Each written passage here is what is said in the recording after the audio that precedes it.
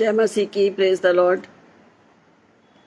परमेश्वर का धन्यवाद करते हैं कि आज उसने हमको एक नया दिन दिया और प्रार्थना से लेकर अब उसने अभी तक हमें संभाला है और ये मौका दिया कि हम आगरा मसीह मंडली के संग एक संगति को करने पाते हैं।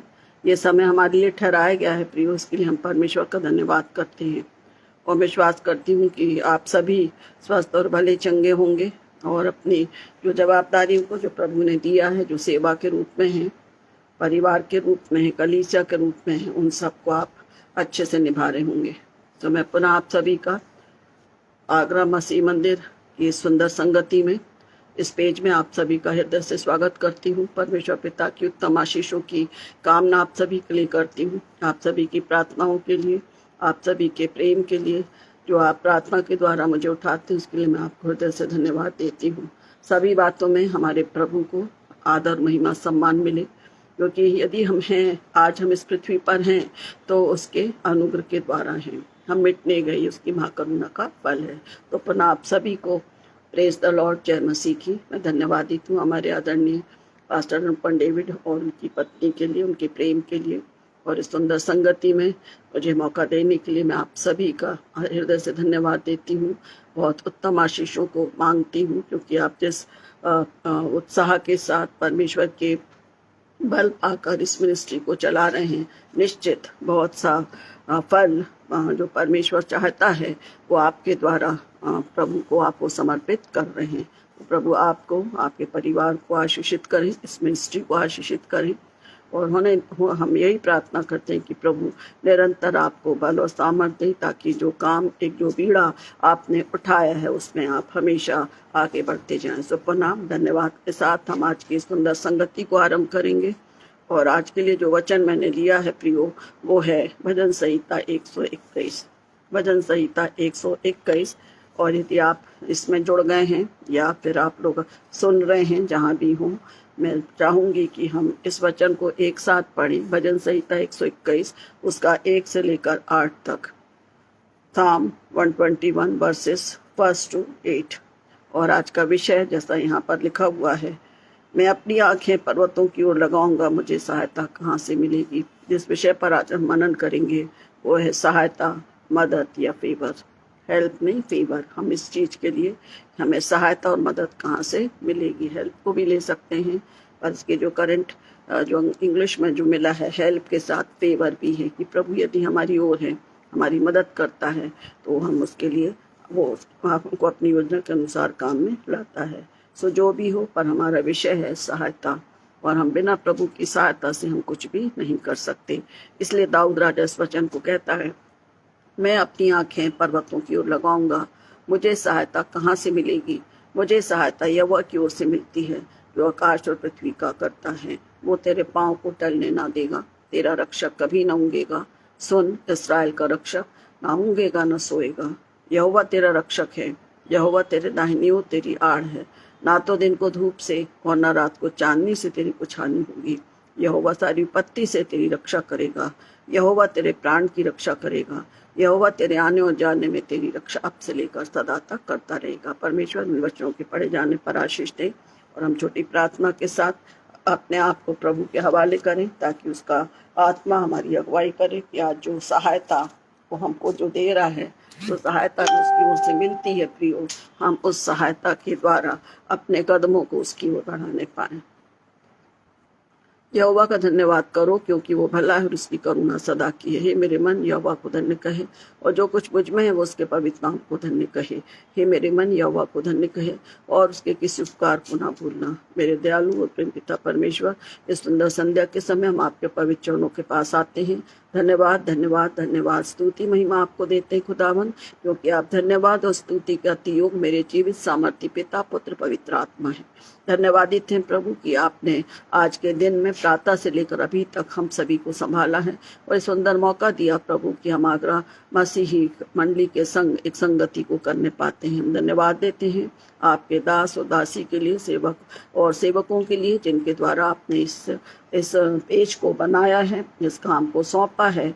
और हम विश्वास करते हैं कि हम इन वचनों के द्वारा जो इसके माध्यम से होते हैं प्रभु, बहुत सारे लोग प्रभु आपकी आशीष को पाते हैं, बहुत सारे लोग प्रभु समर्पित होते हैं। इस विश्वास से प्रभु हम आपसे प्रार्थना करते हैं, आप इस ग्रुप को बढ़ाइए, इस ग्रुप में आपकी आशीष और आपकी सामर्थ को ले लिए। जितने भी लोग इस ग्रुप के द्वारा वचन को बांटते हैं प्रभु, वे सब आपकी सामर्थ से परिपूर्ण होकर आपके वचनों को बांटते हुए प्रभु बहुतों को आपके निकट लाने का कारण होने पाए। प्रभु जी, मैं अपने आप को आपके पवित्र चरणों पर रखती हूँ प्रभु जी, आप मेरी सहायता करें। वचन कहता मुझे सहायता कहाँ से मिलेगी? हाँ प्रभु जी, मुझे सहायता मेरे प्रभु की ओर से मिलती है। जो आप चाहते हैं प्रभु, आप मुझे बताइए और सिखाइए कि ताकि आज की संध्या के समय हम सभी आपकी सहायता को पा सकें, आपकी सहायता के साथ हम आगे बढ़ने पाएं, ताकि जिस मकसद से खुदा आपने हमें इस पृथ्वी पर रखा है, आपके द्वारा आप में होकर से पूरा करने पाएं। हमारे पासवान, उनके परिवार को, हमारे हर एक बुजुर्गों को, हर एक भाइयों को, बहनों को, माता पिता को, जवान बेटे बेटियों को, छोटे प्यारे बच्चों को और तमाम वे लोग जो आपके अपने विश्वास में बढ़ना चाहते, मेरे खुदावंद हर एक को आप सामर्थ्य दीजिए। आशीष के साथ साथ मैं सामर्थ्य मांगती हूँ प्रभु, आपकी सहायता मांगती हूँ कि हर एक आप में हम एकजुट होकर प्रभु आपके पवित्र नाम की गवाही का कारण होने पाए। प्रभु नेटवर्क सिस्टम को भी नियंत्रित रखें, मैं नहीं परंतु आप मुझे सिखाइए, बताइए, ताकि आपकी मर्जी पूरी हो। पिता, सारा आदर महिमा आपको मिले प्रभु, विनती को सुने और दया से ग्रहण करें। आमीन आमीन।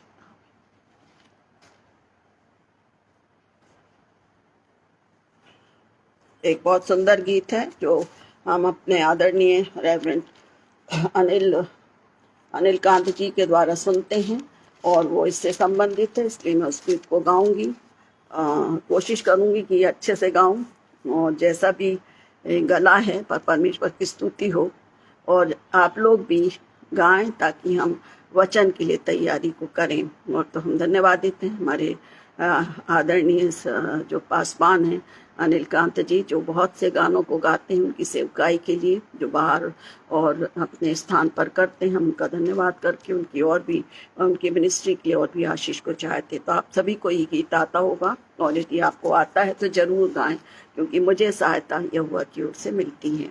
और गाना इस प्रकार से, पर्वतों को देखूंगा मैं, पर्वतों को देखूंगा मैं, पर्वतों को देखूंगा मैं, कौन कौन है मददगार मेरा, कौन है मददगार मेरा, मेरा खुदा मददगार है, मेरा मददगार खुदा है। जिसने ज़मीं और आसमां को बनाया, जिसने ज़मीं और आसमां को बनाया, पर्वतों को देखूंगा मैं, पर्वतों को देखूंगा मैं, कौन है मददगार मेरा, कौन है मददगार मेरा, मेरा मददगार खुदा है, मेरा मददगार खुदा है। जिसने ज़मीं और आसमां को बनाया, पर्वतों को देखूंगा मैं, वो तेरे पाँव को फिसलने नहीं देगा, वो तेरे पाँव को फिसलने नहीं देगा। खुदावंद है तेरा जागा, तुझे तन्हा न छोड़ेगा, खुदावंद है तेरा जागा, तुझे तन्हा न छोड़ेगा। मेरा निगहबान खुदा है, मेरा निगहबान खुदा है। जिसने ज़मीं और आसमां को बनाया, पर्वतों को देखूंगा मैं, तेरी जान को बला छू भी न पाएगी, तेरी जान को बला छू भी न पाएगी न गर्मी चांद और सूरज की तुझको जलाएगी, न गर्मी चांद और सूरज की कभी तुझको जलाएगी। मेरा साईबा खुदा है, मेरा साईबा खुदा है। पर्वतों को देखूंगा मैं, पर्वतों को देखूंगा मैं, कौन है मददगार मेरा, कौन है मददगार मेरा। मेरा मददगार खुदा है, मेरा मददगार खुदा है। जिसने ज़मीं और आसमां को बनाया, जिसने ज़मीं और आसमां को बनाया, पर्वतों को देखूंगा मैं। प्रभु को महिमा मिले। पर्वतों को देखूंगा मैं, कौन है मददगार मेरा। और भजनकार पर्वतों की ही ओर बोल रहा है, पर्वतों की ओर हमको अपनी आंखों को लगाना है। और मुझे सहायता कहाँ से मिलेगी? मुझे सहायता यहोवा की ओर से मिलती है। भजन संहिता 121 उसका पहला पद हम देख रहे हैं, 1 और 2 में। और हम जानते हैं प्रियो कि हमें सहारे के लिए जरूरत क्या होती है? ठोस स्थिर की। और हम देखते हैं कि जो पर्वत जो हैं, पर्वत जो परमेश्वर ने बनाए ऊंचे होते हैं, स्थिर रहते हैं, मजबूत रहते हैं। और उस पर टिकने के लिए दाऊद राजा हमको सिखाता है। हमारा सबसे बड़ा बल, हमारा जो सबसे बड़ा टिकने का स्थान वो कौन है? हमारा और आपका प्रभु है। तो ये वचन मनन करने के लिए मैं इस गीत को मैंने गाया, ताकि हम इन गीतों को गुनगुनाते रहते हैं, अच्छा लगता है और थोड़ा विषय से भी संबंधित होता है। काफ़ी पुराने गीत हैं और जब हम इनको गाते हैं परमेश्वर का आनंद, परमेश्वर की आशीष हमको मिलती है। तो यदि हम सहायता की बात करते हैं प्रियो, तो सहायता आज के समय में कुछ कठिन सी हो गई है। वास्तविक बातों को हम रखते हैं। यदि हम सहायता बोलते हैं कि हमें सहायता चाहिए, जिनसे हम पूछते हैं, यदि हमारी आवश्यकता है, हम बोलेंगे हमें थोड़ा मदद की ज़रूरत है या हमारे आपके फेवर की ज़रूरत है, तो सोचते हैं, अच्छे अच्छे लोग भी सोचते हैं, अरे क्या बात हो गई, ऐसी कौन सी बात आ गई, क्या सहायता दूँ। चाहे वो हम सांसारिक चीज़ों की हो, चाहे हम प्रार्थना की बात करें प्रियो, हम सभी कोशिश करते हैं। हम जब भी अपने प्रियों से मिलते हैं, हम हमेशा बोलते हैं कैसे हैं, अच्छे हैं, बढ़िया सब, हाँ आप हमको प्रार्थना में रखिए, हमको प्रार्थना में रखिए। एक सहायता है, हम सभी एक दूसरे को प्रार्थना में रखते हैं, क्योंकि वचन भी कहता है कि बराबर एक दूसरे को प्रार्थना में हमें रखना है। तो प्रियो ये सहायता शब्द जो है वो मदद, एक सहारा या एक सपोर्ट को दर्शाता है। हम अपने प्रभु की ओर से सहायता मिलती है, हमें सहायता मिलती है। एक सुंदर वचन जो हमने पढ़ा है, इस गीत को गाया है, उन्होंने बहुत सुंदर ढंग से इस गीत को लिखा है। मेरा मददगार खुदा है, हमारी सहायता करने वाला। दुनिया में हम किसी से, अपनों से भी आज के समय में सहायता नहीं ले सकते। मिलते हैं कुछ बहुत सारे ऐसे प्रिय हैं जो हर एक स्थितियों में फाइनेंशियल और भी आत्मिक और सांसारिक हर एक बातों में सहायता देते हैं। और वो इसलिए देते हैं क्योंकि परमेश्वर की सहायता से वो इस काम को कर सकते हैं। सीधी बात है कि हम अपने अपनों को ही सहायता देने का प्रयास करते हैं, दूसरों से थोड़ा हम बचते हैं क्योंकि समय गड़बड़ है, इस बात को हम छोड़ दें। पर हम इस बात को देखेंगे, पहली चीज है मुझे सहायता कहाँ से मिलेगी। सांसारिक जीवन में जैसे मैंने भी बताया कि हमारे मित्र हैं, हमारे घर के रिश्तेदार हैं, हमारे अपने हैं, मुझे सहायता कहाँ से मिलेगी। पर आज यदि मैं इस बात को बोलूं कि इस क्वेश्चन मार्क है कि हमारे सांसारिक लोग भी आज सहायता देने से मुंह मोड़ लेते हैं। बहुत सारे ऐसे हैं जो कि पूरे खुले मन से देते हैं, दोनों प्रकार के लोग हैं। और वचन हमको सिखाता है हमें सहायता यहोवा की ओर से मिलती है। प्रभु प्रियो, चाहे वो हम आत्मिक सहायता मांगते हो या हमारी आवश्यकताओं की पूर्ति के लिए हम उससे सहायता मांगते हैं। और इस बात को भी हम हर दिन हम प्रभु से बात बोलते हैं, है हमारे पिता की प्रार्थना में हम इस बात को मांगते हैं, हमारे रोज की रोटी हमें दे, हम उससे सहायता मांगते हैं, आत्मिक रोटी भी और सांसारिक रोटी। तो सहायता हमको हर प्रकार से, हमको सहायता कहाँ से मिलती है? केवल और केवल हमारे प्रभु से। यदि मुझसे कोई सहायता लेगा तो प्रभु उस पहले से हमको जो प्रभु चाहता है कि हम उसकी मदद करें, प्रभु हमारे मन को खोलता है। ये हमारा अनुभव है। हम उम्मीद नहीं करते, पता नहीं मिलेगा कि नहीं मिलेगा, पर प्रभु अपने लोगों की सहायता करता है। वो जो चाहते हैं कि प्रभु मैंने अपनी प्रॉब्लम को, मेरी कमी घटी को आपके सामने रखा है, आप प्रबंध करें। प्रभु अपने लोगों के मन को खोलता है और उनकी सहायता करते हैं। आत्मिक रीति से भी हम प्रार्थना में एक दूसरे को उठाते हैं प्रियो। यदि हमसे बोला जाता है कि ज्यादातर हम बोलते हैं हमको प्रार्थना में उठाओ, थोड़ा सा प्रॉब्लम है या हम आत्मा में मजबूत हों प्रियो, तो हम प्रार्थना में भी सहायता करते हैं। तो दाऊद राजा इस बात को सिखाता है, मुझे सहायता कहाँ से मिलती है। आज मेरे लिए भी, हमारे लिए भी ये है कि मुझे सहायता कहाँ से मिलती है। उत्तर होगा केवल और केवल हमारे प्रभु की ओर से। अब कुछ सांसारिक दृष्टिकोण को हम देखेंगे कि सहायता की आवश्यकता हमें क्यों पड़ती है। सहायता की आवश्यकता हमें क्यों पड़ती है, कब, किसे और कैसे हमको सहायता देना है। कब, किसे और कैसे। यदि एक सामान्य व्यक्ति है जो कठिनाइयों में है, उसकी सहायता हम कब और कैसे कर पाए, इसको हमें सोचना पड़ता है। दूसरी बात है, सहायता करने वाले कौन है। सहायता हम की आवश्यकता है, हमको सहायता की हमको आवश्यकता है, कब और किसे और कैसे हम इसकी आवश्यकता हमारी पूरी होगी। दूसरा पॉइंट है, सहायता करने वाले कौन हैं, घर के लोग, मित्र या अनजान। कभी कभी अनजान व्यक्ति भी सहायता करने के लिए तत्पर है। मैं सांसारिक दृष्टिकोण से बता रही हूँ। तीसरी बात है कि किस प्रकार की सहायता हमें मिलती है, सांसारिक, आत्मिक या मानसिक, है ना। जैसे आजकल हम बहुत अच्छे से इंग्लिश का जो शब्द है, आई नीड योर फेवर, बच्चे लोग, हम पहले बोलते हेल्प चाहिए, परंतु आजकल थोड़ा सुधार हो गया है, तो बच्चे यदि बोलते हैं बच्चे, और या जनरली ये होता है आई नीड योर फेवर, हम आपका फेवर चाहते हैं, हम आपकी सहायता, मदद चाहते हैं।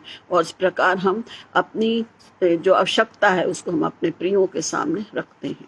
100% सही है कि हमको सहायता की आवश्यकता होती है, हम एक दूसरे को सहायता देते हैं। क्यों? क्योंकि प्रभु ने हमें सिखाया है, प्रभु ने जब हमें दिया है, हम दे सकते हैं प्रियो, तो हमें देना है। क्योंकि जो भी व्यक्ति आता है वो उम्मीद से आता है कि मुझे इस बहन के द्वारा, इस परिवार के द्वारा मदद मिलेगी, और हमें प्रभु का धन्यवाद करते हुए एक दूसरे की मदद करना चाहिए। इसके बाद में एक छोटी सी बात आपको बताना चाहती हूँ कि जो सहायता है, पहले समय में जो हम सहायता बोलते थे, तो हम हर प्रकार से, कहीं चलना है तो मिलके जाएंगे, कोई काम करना है तो हम मिलके जाएंगे। जैसे शादी ब्याह होते थे, हम देखते थे कि पूरे का पूरा घर आना जुड़ जाता था, वो माहौल बहुत अच्छा लगता। आजकल तो सिर्फ ऑर्डर देना है और हमें तैयार होके वहाँ खड़े हो जाना है, पर वो खुशी, वो आनंद जो सबके संग बैठने में होता था, सहायता मिलती थी, एक संगति संगति होती है, वो नहीं हो पाती। पर हम देखते हैं कि आज के व्यक्तिगत जीवन में हमें किसी की भी सहायता की जरूरत नहीं है। अब आप ये बोलेंगे कि आप वचन तो सहायता पे बोल रहे हैं, पर आज आत्मिक सांसारिक जीवन में, आज सांसारिक जीवन में हमको किसी की भी सहायता की आवश्यकता नहीं है। उसका कारण क्या है? ये हम सब के हाथों में मोबाइल है, हम सभी के हाथों में मोबाइल है प्रियो। बड़ी गंभीरता के साथ इस वचन को मैं आपके संग शेयर कर रही हूँ। ये मोबाइल हमारी सांसें ले लेता है, पर हमको सांस नहीं दे सकता। गौर से सुनिए, प्रभु ने मुझे इस बात को सिखाया और मैं आपको बोलती हूँ इस वचन को। मेरे को मदद मिली प्रभु से, और मैंने इसको अपने चर्च में भी दिया लैंड डेज के दिन में, और कुछ और भी बातें मैंने अभी सीखी। तो मोबाइल से आज हमको सब मिलता है प्रियो, सब मिलता है। 108 भी मिलेगी, 100 भी मिलेगी, घर बैठे खाना मिल जाएगा, घर बैठे सब कुछ। कौन सी चीज नहीं मिलती? हर चीज मोबाइल में है। इसलिए आज ना हम सहायता लेना चाहते हैं और ना हम सहायता देना चाहते। कड़वा सच है। यदि हम अपने बचपन को याद करें तो कुछ भी घर में छोटी सी भी कमी रहती थी तो बोले जाओ फलानी आंटी के यहाँ से ले आओ, हम दौड़ते थे, लेके आ जाते थे। किसी के यहाँ यदि तकलीफ हुई है, हम सब की सब चले जाते थे दुआ प्रार्थना करने के लिए। कब कैसी जरूरत पड़ी, सब की सब, एक नहीं, घर के पूरे लोग चले जाते थे। उस समय वो सहायता करने में आनंद आता था। वो लगता ऐसा नहीं था कि हम कुछ बड़ा काम कर रहे, नहीं, एक इतनी अच्छी संगति थी उस समय में कि हम सहायता के लिए दौड़े जाते थे। कोई ये नहीं कि मेरा नाम होगा या तेरा नाम होगा, कुछ नहीं, शुद्ध मन के साथ हम सबकी सेवा करने के लिए तत्पर रहते थे। पर आज इस मोबाइल के द्वारा जन्म से लेकर मृत्यु तक सारे काम मोबाइल के द्वारा हो जाते हैं प्रियो। पूरे काम और इसके द्वारा आज हमारी वो संगति, जो हम कभी चीनी लेने पर पड़ोस में चले जाते थे, अब हम नहीं जाते। इवन कोई हमारे घर में यदि कोई प्रोग्राम है या हमको किसी के यहाँ खुशी है, हम फोन के द्वारा बोल देते हैं शुभकामनाएं, अच्छे रहो। यदि कोई दुख का है, हम अपने फोन से उसको दुख को दर्शा देते हैं। हमारा आपसी जो संबंध है, जो हमारा प्रेम रहना चाहिए, वो इस सहायता में होता था पुराने समय में, संगति से होता था, वो अब पूरी खत्म हो गई है। अब होता क्या है, यदि बर्थडे तो हम मोबाइल पर बर्थडे भेजते हैं। पहले लोग, हम सब, हमारे घर में, हमारे यहाँ होता था कि जिसका भी बर्थडे है, हम लोग सब आजू बाजू वाले अभी भी करते हैं, हमारी कॉलोनी में हम धन्यवाद देते हैं। हम लोग जिसका भी बर्थडे रहता है, शाम के समय में पूरे फूल वगैरह जो भी है लेके जाते हैं, दुआ प्रार्थना करते, एक संगति करते हैं, मोबाइल पे नहीं है। तो प्रियो, आज मैं इस वचन के द्वारा, इस बात के द्वारा कहना चाहूंगी कि जो सहायता छोटी प्रार्थना करने के द्वारा, एक गिलास पानी देने के द्वारा, आदर मान करने के द्वारा जो सहायता प्रभु ने हमें दी है, जो वरदान प्रभु ने हमें दिया है, उस सहायता को प्रभु से मांग कर देने के लिए हमेशा तैयार रहें। शोकित परिवार है, मोबाइल पर मैसेज भेज दिया जाता है, कितनी तकलीफ वाली बात है। क्या वो व्यक्ति जो शोकित है, क्या वो मोबाइल देखेगा प्रियो? उसको हम सबकी सहायता, मदद की जरूरत है कि हम उससे 2 शब्द प्रेम से बात करें। तो इस बात को बताने का मतलब था कि आज मोबाइल जहाँ है, जिसके पास है, उसको किसी भी प्रकार की सहायता की जरूरत नहीं है। डॉक्टर हाजिर, सारी चीजें हाजिर, ऑनलाइन सब कुछ, उसको आप सब जानते हैं, बेहतर जानते हैं। पर आज वचन कहता है, दाऊद राजा कहता, मुझे सहायता कहाँ से मिलेगी? ये मेरे और आपके आत्मिक जीवन में है कि मुझे सहायता कहाँ से मिलेगी। मुझे सहायता केवल किससे मिलेगी? परमेश्वर की ओर से मिलेगी। इसलिए वो गाना है, मैं पर्वतों की ओर अपनी आंखों को उठाऊंगा, क्योंकि पर्वत स्थिर रहते हैं, सहारा देते हैं, अगुवाई करते हैं। इसलिए उसने इस वचन को लिखा है, पर्वतों को मैं अपनी आंखें पर्वतों की ओर लगाऊंगा, मुझे सहायता यहोवा की ओर से मिलती है। सो प्रियो, इन बातों को हमने सांसारिक रीति से देखा कि हमारी सहायता की आवश्यकता आज हमारी है, पर हम उसको मोबाइल के जरिए क्या करते हैं, पूरा करते हैं। फिर सहायता करने वाले लोग हैं, आज यदि कोई परेशानी होती है प्रभु, हम बहुत बार हम लोग के संग होता है, कुछ ऐसे लोग हैं जिनको सहायता की जरूरत है, हम करनी काट देते हैं। पहले एकदम पैसे इकट्ठे करते थे और कहीं ना कहीं हम प्रयास, जो भी आवश्यकता है उनके लिए हम सहायता देने के लिए तत्पर रहते थे। इसके बाद हमें किस प्रकार की सहायता चाहिए, हम बोलते हैं कि हमें आपकी सहायता की जरूरत है, तो ज्यादातर हमारे दिमाग में क्या बात आ जाती है, अरे पैसे ही मांग रहे हैं। परंतु बाद में पता लगता है कि वो बोल रहे हैं, बहन मेरे घर के लिए, मेरे परिवार के लिए आप प्रार्थना करें, मेरी सहायता करें कि मेरा परिवार प्रभु में डेढ़ हो।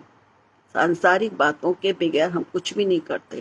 तो इस सहायता के लिए हम इस बात को सोचें कि मैं और आप प्रभु के सामने खड़े हैं, हमें सहायता चाहिए। जीवन उसने दिया, जीवन संचालन के लिए उसने सब कुछ दिया है, परंतु सहायता केवल उसी से मिलती है, क्योंकि वो हमारा और आपका सृष्टि करता है। तो सांसारिक बातें थी जिनको मैंने आपके संग शेयर किया। हम ज्यादातर किसकी मदद करते हैं? जो असहाय हैं, गरीब हैं, परेशानी में हैं, हमारा मन पसीज जाता और हम करते हैं, करना भी चाहिए, क्योंकि वचन में भी लिखा, जो कुछ तुम छोटे से छोटों के साथ करोगे वो मेरे लिए करोगे, वचन सिखाता है। तो अब हम देखेंगे आत्मिक सहायता। सांसारिक सहायता हमारे पास मोबाइल है, और मैं उम्मीद करती हूँ कि आप किसी के घर में भी जाना हो, विश करना हो, तो एटलीस्ट पास में है तो जाके विश कर लें। कठिनाइयों में हम जाके प्रार्थना करने, मोबाइल के थ्रू प्रार्थना हो जाती है। एक कड़वी बात है, पर यदि हम सामने बैठेंगे, साथ में रहेंगे, तो हमको भी प्रभु बल देगा, उस व्यक्ति को भी, इस परिवार को भी जिनको जरूरत है। और इस प्रकार हम आत्मिक सहायता में एक दूसरे से बने रहेंगे। क्योंकि शैतान नहीं चाह रहा है कि हम आत्मिक संगति में, आत्मिक सहायता में एक दूसरे को उठा सकें। तो इस समय को देखते हुए हम बराबर अपनी सहायता को, जो कुछ बन सकता है, प्रार्थनाओं के द्वारा, सांसारिक रीति से भी आवश्यकता बिल्कुल दें, पर आत्मिक जीवन के प्रति हम एक दूसरे को उठाएं। तो अब आत्मिक सहायता हम देखेंगे जो हमें प्रभु की ओर से मिलती है। हमें कोई और आत्मिक सहायता देता है क्या? देता है, हमारी प्रार्थनाएं हैं। हम प्रार्थना, विनती, निवेदन रखते हैं कि प्रेम बहन हमारे लिए प्रार्थना रखें, मेरा तबीयत ठीक नहीं है, बच्चों के लिए, हर एक के लिए हम क्या करते हैं, मांग। सबसे नहीं बोलते, उनसे ही बोलते हैं जिन पर हमको भरोसा होता है। हम अपनी बातें प्रभु से कहते हैं, प्रभु अपनी योजना को अपने लोगों पर प्रकट करते हैं। कभी कभी ऐसा एक दो बार ऐसा अनुभव हुआ कि मुझे नहीं मालूम, मेरी एक फ्रेंड है, उसके लिए मैं प्रार्थना करना शुरू कर दी, मुझे नहीं मालूम, उसने कुछ भी नहीं बोला, पर जब हमारी बातचीत हुई तो उसने बोली थैंक यू मेविल, मुझे सच में प्रार्थना की जरूरत थी। मैं भी बहुत चक्कसी हो गई, क्या बात है, पर प्रभु हमारे मन में भरता है फलाने व्यक्ति के लिए हमको प्रार्थना करना, फलाने बच्चे के लिए हमको प्रार्थना करना है।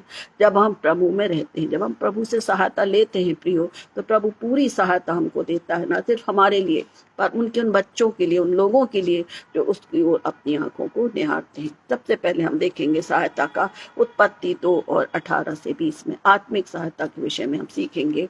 फिर यहोवा परमेश्वर ने कहा, आदम का अकेला रहना अच्छा नहीं है, मैं उसके लिए एक ऐसा सहायक बनाऊंगा जो उससे मेल खाए, है ना, मेल खाए। आदम के लिए कोई भी ऐसा सहायक उसको नहीं मिला, इसलिए उसने आदम की उसकी हवा की उत्पत्ति की। सांसारिक जीवन में प्रभु ने इस बात को लिखा है कि आदम का अकेला रहना अच्छा नहीं, मैं उसके लिए एक ऐसा सहायक बनाऊंगा जो उससे मेल खाए, मेल खाए।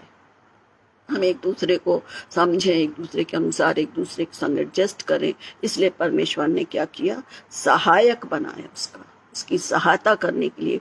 हम वचन में पढ़ते हैं कि दोनों क्या करते थे, उस पूरे अदन की वाटिका में सब अपने अपने कार्यों को, अपनी संगति को सबके साथ रखते थे। और एक सुंदर वचन बात लिखी हुई है कि वो परमेश्वर संध्या के समय वहां आता था और बातचीत होती थी।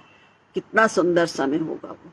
परमेश्वर ने उसकी एक सहायक बनाया, सहायता करने के लिए। कितने पशु पक्षी हैं, पेड़ पौधे हैं, सब कुछ उसने बना दिया और उसने एक सहायता करने के लिए स्त्री को बनाया, जिसको हम हवा कहते हैं। आदम के लिए कोई ऐसा सहायक नहीं मिला। पहले प्रभु ने ढूंढा, सोचा, परमेश्वर का वचन कहता है 20वें पद में, पर उसको कोई नहीं मिला। फिर उसने उसकी पसली निकाल कर हवा को बनाया और उसकी सहायक हो गई, उसकी सहायता करने वाली हो गई।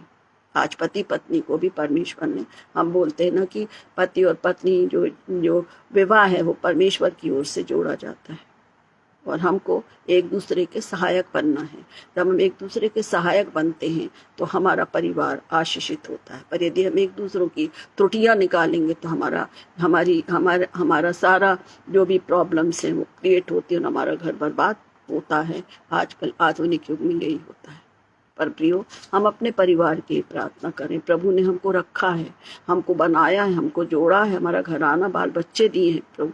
हम केवल प्रभु की सहायता से अपने घर परिवार का संचालन करें।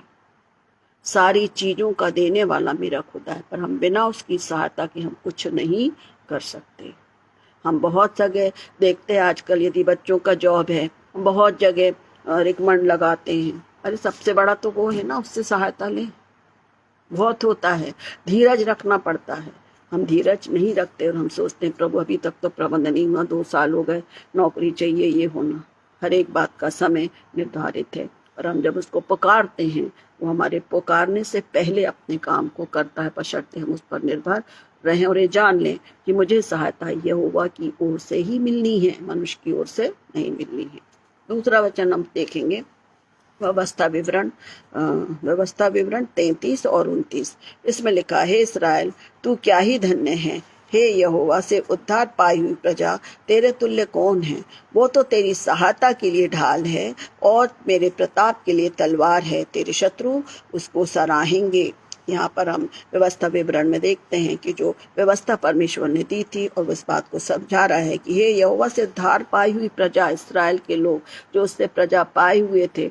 हम देखते हैं पुराने समय में कोई ना कोई परेशानी आती जाती थी, पर वचन क्या कहता है, हे मैं उद्धार पाई हुई प्रजा, तेरे तुल्य कौन है। वो तो तेरी सहायता के लिए ढाल है। परमेश्वर कम देखते कितने बड़े बड़े कामों को उसने इस्राएलियों के बीच में उनकी सहायता, उनकी मार्ग में सहायता करते चला। कुड़कुड़ाते रहे, क्रोधित हुआ, मर गए, कुछ लोग खत्म हो गए, पर फिर भी उसकी सहायता करता। उसने मूसा को चुन लिया कि वो उनकी अगुवाई करे, उनकी सहायता करे और मूसा के थ्रू परमेश्वर के पास सारी बातें रखी जाती थी। तो यहाँ वो अपने वचन को पूरा करता है। वो तो तेरी सहायता के लिए ढाल और तेरे प्रताप के लिए तलवार है, तेरे शत्रु तो उसको तुझे सराहेंगे। क्योंकि हर कंडीशन में प्रभु की सहायता, परमेश्वर की सहायता इस्राएलियों को मिलती जाती थी। आज मेरे और आपके जीवन में क्या हम इस बात को बोलते हैं कि हमें प्रभु आपकी सहायता है। हम आपकी सहायता के बगैर कुछ नहीं कर सकते। हम मान लें यदि हम प्रभु की सहायता से अपना जीवन यापन कर रहे हैं प्रियो, कठिनाइयां आएंगी, परेशानी आएंगी, पर हम आनंदित रहेंगे। धन दौलत तो परे दी, बीमारी पड़ी है, लड़ाई झगड़े, तो क्या मतलब है। अरे जो कुछ प्रभु ने हमें दिया, हम धन्यवाद के साथ उसकी सहायता से, उसकी अगुवाई में अपने परिवार का संचालन करेंगे तो निश्चित हमें आशीष मिलती है। तीसरा वचन जो हमें मिलता है, पहला शामूएल 7 और 12। पहला शामूएल 7 और 12 में लिखा है, तब शमूएल ने एक पत्थर लेकर मिस्पा और शेम के बीच खड़ा किया और यह कहकर उसका नाम एबनेजर रखा कि यहाँ तक यहोवा ने हमारी सहायता की। हम शमूएल के विषय में जानते हैं, हम देखते हैं। तब शमूएल ने एक पत्थर लेकर मिस्पा में और शेम के बीच खड़ा किया और यह कहकर उसका नाम एबनेजर रखा। एबनेजर मतलब यहाँ तक यहोवा ने हमारी सहायता की है। जो काम परमेश्वर ने उनको दिया था उसको करने के लिए वो आगे बढ़ रहे थे और उसने परमेश्वर से सहायता मांगी, और जब को वो इस स्थान उसको मिल गया तब उस बात को बोलता है, यहाँ तक यहोवा ने मेरी सहायता की। और उसका जो शब्द है वो है एबनेजर। एबनेजर मतलब यहाँ तक यहोवा ने हमारी सहायता की। हमारे लिए भी वही है प्रियो, जब हम प्रभु को पुकारते हैं हम सहायता मिलती, हमको आधी अधूरी सहायता नहीं मिलती, हमको पूरी सहायता मिलती है, बशर्ते हम भरोसे के साथ उसकी निकटता में रहें, उससे सहायता पाकर चलें। कई बार ऐसा होता है, थोड़ा सा रास्ता प्रभु खोलता है, हमको मेहनत करना पड़ता है, पर हम ये सोचते हैं कि प्रभु ए से जेड तक कर दे, वो गलत है। प्रभु हमको सिखाता है, हमारी सहायता करता है। जैसे एक छोटा बच्चा पहले घुटने घुटने चलता है, फिर धीरे धीरे पैरों पर खड़ा होता है, उसी प्रकार हमको हमारे विश्वास में बढ़ना है, क्योंकि हमारे प्रभु का हाथ निरंतर हमको संभालने के लिए, हमारी सहायता के लिए उसका हाथ है। वचन कहता है कि कभी वचन इस बात को सिखाता है कि वो हमको कभी छोड़ता नहीं, की त्यागता नहीं है। वो क्या करता है, अपने हाथों से हमको सहारा देता है, हमारी सहायता करती कि हम उसके हाथ को पकड़कर चलने पाए। इसके लिए आगे इसमें लिखा हुआ है, इस इस्राएली मिस्पा से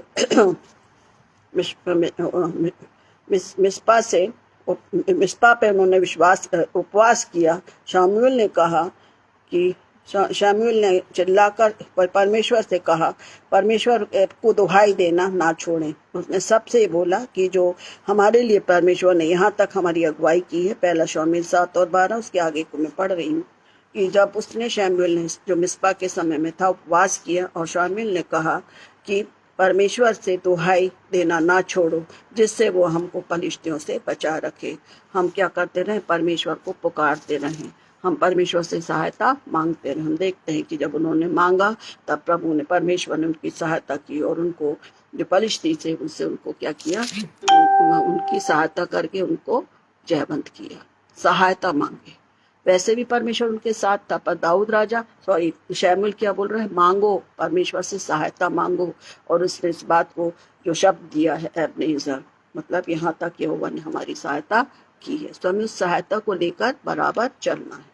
फिर हम आगे देखेंगे अय्यूब 26 और 2 में भी अय्यूब अपनी बात को बताता है। अय्यूब ने कहा, निर्बल जन की तूने कितनी बड़ी सहायता की है, जिसकी बाह में सामर्थ नहीं उसको तूने कैसा संभाला है।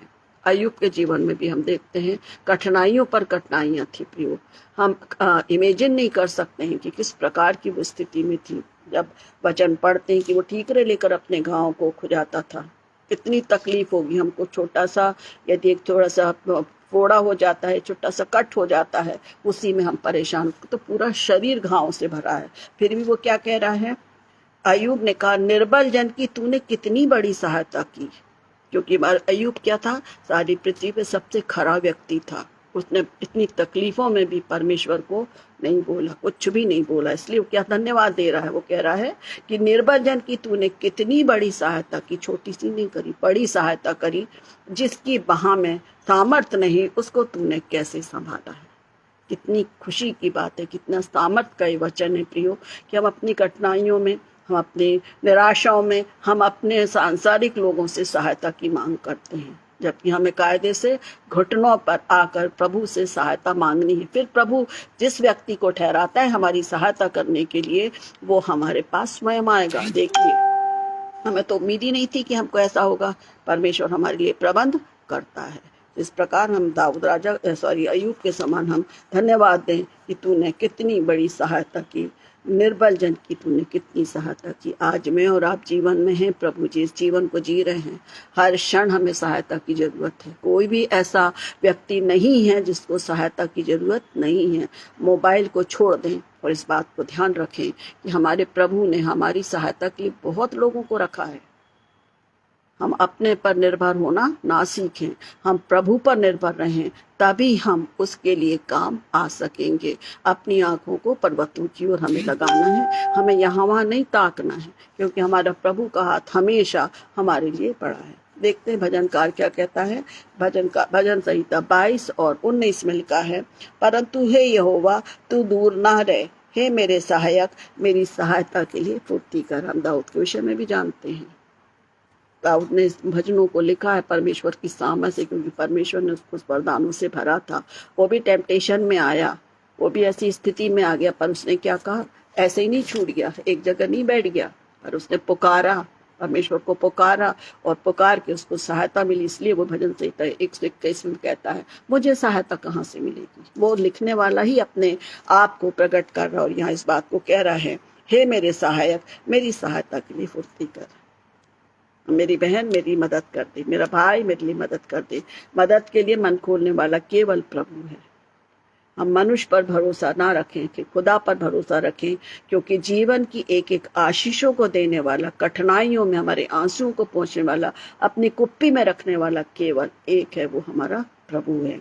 फिर भजन संहिता 37 और 40 इस बात को कहता है, यहोवा उनकी सहायता करने उनको बचाता है, वो उनको दुष्टों से छुड़ाकर उनका उद्धार करता है, इसलिए कि उन्होंने उसकी शरण ली है। और इस वचन को हम पढ़ेंगे भजन संहिता 37, 39 और 40।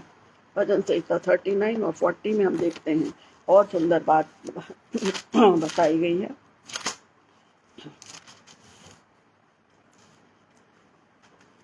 थर्टी 39 और 40 में लिखा हुआ है, धर्मियों की मुक्ति यहोवा की ओर से होती है, संकट के समय उनका डेढ़गढ़ है, यहोवा उनकी सहायता करके उनको बचाता है। 40वां पद है भजन संहिता 37 उसका 40 में लिखा है, यहोवा उनकी सहायता करके उनको बचाता है, वो उनको दुष्टों से छुड़ाकर उनका उद्धार करता है। परमेश्वर तैयार है। दाऊद तो गोलियत से बचाने के लिए, उसकी सहायता करने के लिए सारी झिलमिलम बना दिया था शाऊल ने, परंतु उसने क्या बोला, मेरे से नहीं होता, क्योंकि परमेश्वर ने उसको सहायता दी, परमेश्वर उसके साथ था। और वो इतने भीम का व्यक्ति से वो एक गोफन के पत्थर रखकर उसने उसको समाप्त कर दिया, क्योंकि सहायता किसकी ओर से थी, परमेश्वर की ओर से थी प्रियो। इसलिए वो कहता है, वो उनको दुष्टों से छुड़ाकर उनका उद्धार करता है, इसलिए कि उन्होंने उससे शरण ली है। पहले हम अपने प्रिय लोगों से सहायता मांगते हैं, जब हमें कुछ समझ में नहीं आता है उसके बाद हम प्रभु के पास आ जाते हैं। तो आज के वचन के द्वारा हम इस बात को देखें कि जीवन किसकी ओर से मिला है, प्रभु की ओर से मिला है। और अपनी कठिनाइयों में हम पक्के नहीं हैं प्रियो, पक्के नहीं हैं, कहीं ना कहीं कमजोरी है। मैं अपने जीवन से बोलूंगी, कुछ तकलीफें आती, निराशा आती, जिससे हमारा विश्वास टल जाता है, हम विश्वास में पीछे हो जाते हैं, पता नहीं होगा कि नहीं होगा। और जहाँ शंका आई और शैतान हमको अपने कब्जे में कर लेता है। पर यदि हम भरोसा रखें, यदि हम आपस में, कोई एक व्यक्ति, हमारे बच्चे जा रहे होती, कोई गिरता है, हम एकदम उसकी सहायता करते, उसको संभाल लेते हैं। हमारा प्रभु तो हर क्षण हमारे साथ है। हमें माने तब तो, जब वचन की तैयारी करते हैं, वचन को हम बांटते हैं प्रियो, सच में ये हमारे जीवन में भी वो सारी चीजें हमारे होना चाहिए। कोशिश करते हैं, हम हमेशा कोशिश हम करें कि हमारा जीवन भी प्रभु के पवित्र नाम की गवाही का कारण, हम उन लोगों को सहायता दे सकें जो वास्तव में उस प्रभु को पुकारते हैं, और प्रभु हमारी मदद करे कि हम उनकी सहायता के लिए तत्पर आगे बढ़ें, क्योंकि प्रभु ने हमें इस काम के लिए हमारे पास और जितनी भी सेवाएं चल रही हैं, आत्मिक जीवन में सहायता देने के लिए ये सब चीजें हैं। ये जो हम ऑनलाइन सर्विसेज को देखते हैं, कुछ लोग हैं जिनके घर में संगति नहीं होती प्रिय, परंतु कम से कम ऑनलाइन माध्यम के द्वारा परमेश्वर उनके सहायता करता है कि मेरी ओर फिर जा, मेरे बेटे पीछे आ जा, आगे मैं हूँ, अपनी उन बुराइयों से छोड़ दे और आगे की ओर बढ़, क्योंकि मैं तेरे साथ हूँ। सब क्या है, एक सहायता का साधन है जो प्रभु ने हमारे सब प्रियों को बनाया है प्रियो। वो चाहता है कि एक एक जन उसके विश्वास करे और उस जीवन को पाए जो कभी समाप्त होने का नहीं है। आगे का वचन हम देखेंगे, भजन संहिता 119 और उसका 175। भजन संहिता 119 और उसका 75 में लिखा है, मुझे जिला और मैं तेरी स्तुति करूंगा, तेरे नियमों से मेरी सहायता होती है। जैसे हमारे लिए भी काफी कुछ नियम दिए गए हैं। हमारे नेशन जो हमारा राष्ट्र है या हमारा घर परिवार, हमने कोई ना कोई अपने रूल्स बनाए हैं जिनकी अगुवाई में हम अपने घर परिवार अपने कामों का संचालन करते हैं। तो वचन इस बात को कहता है, मुझे जिला और मैं तेरी स्तुति करूंगा, तेरे नियमों से मेरी सहायता हो। कहीं हम भटक जाते हैं, हमारे पास 10 आज्ञाएं हैं, 10 आज्ञाएं दी ना परमेश्वर ने सहायता के लिए कि हम झूठ नहीं बोलें, चोरी नहीं करें, अपमान नहीं करें, व्यभिचार नहीं करें। बहुत सारी बातें हमको सिखाई गई हैं, परंतु हम उनको करते हैं और फिर हम सोचते हैं कि गलत करके प्रभु हमारी सहायता करेगा। नहीं, हमको परमेश्वर ने सिखाया है कि हमें भय मानना है। जब हम जिससे प्रेम रखते हैं प्रियो, हम कभी भी कुछ भी उसकी गलत नहीं सोचते, क्योंकि हम उससे प्रेम रखते हैं। हम नहीं चाहते किसी प्रकार की नुकसान, और हम सहायता देने के लिए हमेशा तत्पर होते हैं। सहायता एक पहलू है जो हम सबको एक दूसरे के निकट लाता है, चाहे वो सांसारिक सहायता हो चाहे आत्मिक सहायता हो। पर हम इन दिनों में जो कि कठिनाई के दिन हैं, हमारी सहायता सिर्फ ये है कि वचन के अनुसार जब हम प्रार्थना करते, जब हम एक मन होकर प्रार्थना करते हैं, प्रभु उन बातों को सुनकर उसका उत्तर देता है। इस प्रकार से हम प्रार्थना में एक दूसरे को सहायता देते हैं कि हम प्रभु में हमेशा दृढ़ और मजबूत पाए जाएं। इसके बाद हम छोटा सा बताना चाहूंगी एस्तर के जीवन के लिए, जो हमको उसको मैं थोड़ा ही बता पाऊंगी। एस्तर 9 और 3, एस्तर के विषय में हम सब जानते हैं और हम इस बात को देखते हैं कि एस्तर मोर्दके की जो चचकेरी बहन थी, और इस प्रकार से जो दूसरा व्यक्ति था मोर्दके, वो उसको क्या करता था, हमान था तो जो राजा का सैनिक था, उसने उनके प्रति क्या बनवाया था, एक षड्यंत्र रच लिया। और यहाँ इस वचन को जब मैं पढ़ रही थी, मैंने देखा तो मुझे बहुत अच्छा लगा कि उसमें वचन में लिखा है एस्तर 9 और 3 में, वरन प्रांतों के सब हाकिम और अधिपतियों, प्रधानों और राजा के कर्मचारियों ने यहूदियों की सहायता की, क्योंकि उनके मन में मोर्देकै का भय समा गया था। मैं चाहूंगी कि आप लोग बाद में भी इस वचन को पढ़ें। एक बहुत सुंदर गवाही है जो मैं आपको देना चाहती हूँ। परंतु प्रांतों के सब हाकिम, पहली चीज, अधिपति और प्रधानों और राजा के कर्मचारियों ने यहूदियों की सहायता की, क्योंकि उनके मन में मोर्देकै का भय आ गया था। हम जानते पूरी कहानी को। और रानी एस्तर ने भी 3 दिन उपवास किया, और फिर उसके बाद मैं राजा के पास जाऊं, जो होगा सो ठीक है बस। परंतु यहाँ सहायता की क्या जरूरत थी उनको सहायता करने की प्रियो, क्योंकि उन्होंने देखा था कि एस्तर और मोर्दके की सहायता करने वाला कौन है, परमेश्वर है। उनके काम को देखकर किस प्रकार राजा को हत्या से उसने बचा लिया। तो यहाँ पर मैं इस बात को बताना चाहती हूँ कि हमारे एक प्रिय हैं, हमारे मित्र हैं, उन लोगों को कुछ प्रॉब्लम्स आ रही थी। दोनों पति पत्नी बाहर अपनी सेवाओं को करते हैं, एक अलग है। ऐसे तो बच्चे भी हैं, बड़े हैं खैर, परंतु बात हुई, हम लोग की आपस में बात हुई, तो उन्होंने इस बात को बड़ा परेशान है, हम क्या करें भाभी। हमने कभी अपन प्रार्थना में करेंगे। और उसी दिन इस वचन को मैंने बांटा था चर्च में।